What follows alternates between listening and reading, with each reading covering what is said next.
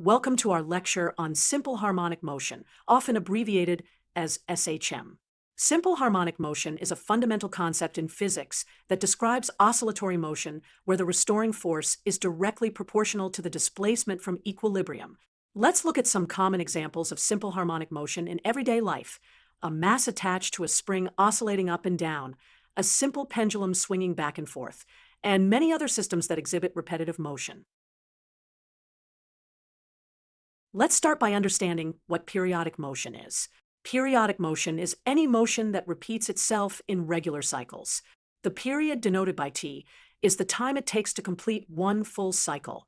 The frequency, denoted by f, is the number of cycles completed per unit of time, typically measured in hertz, which is cycles per second.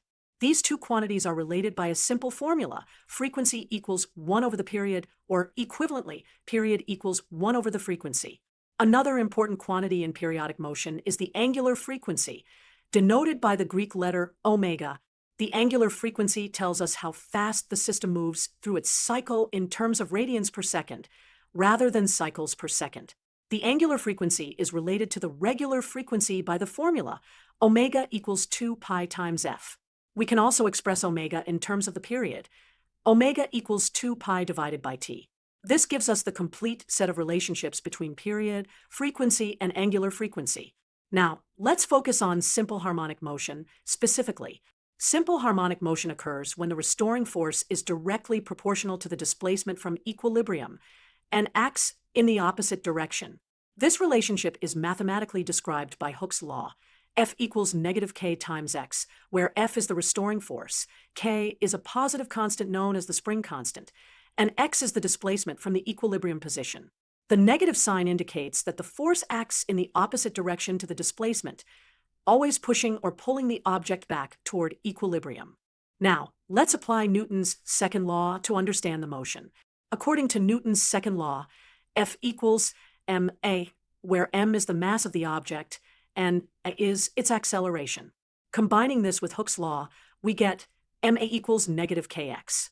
Since acceleration is the second derivative of position with respect to time, we can rewrite this as m times d squared x over dt squared equals negative kx. Rearranging, we get the differential equation of simple harmonic motion, d squared x over dt squared plus k over m times x equals 0. This is often written in the standard form.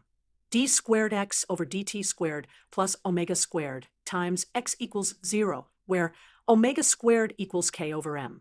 The solution to this differential equation is a sinusoidal function. The general solution is x equals a times cosine of omega t plus phi, where a is the amplitude, omega is the angular frequency we defined earlier, and phi is the phase constant that depends on the initial conditions. This shows that the object undergoes oscillatory motion with a constant amplitude. Let's understand what each parameter means. A is the amplitude, which represents the maximum displacement from equilibrium. Omega is the angular frequency, which determines how fast the oscillation occurs. Phi is the phase constant, which determines the initial position of the object at time t equals 0. Let's now derive the expressions for angular frequency, and period in simple harmonic motion. We've established that omega squared equals k over m. So, omega equals the square root of k over m. Since frequency f equals omega over 2 pi, we have f equals 1 over 2 pi times the square root of k over m. And since period t equals 1 over f, we get t equals 2 pi times the square root of m over k. These equations provide a key insight. The period and frequency of a simple harmonic oscillator depend only on the mass and the spring constant, or more generally, the restoring force constant. They do not depend on the amplitude of the motion. Let's now examine the velocity and acceleration in simple harmonic motion. Starting with the position equation x equals a cosine of omega t plus phi, we can find the velocity by taking the derivative with respect to time. V equals dx over dt equals negative a omega sine of omega t plus phi. And the acceleration is the derivative of velocity. Equals dv over dt equals negative a omega squared cosine of omega t plus phi.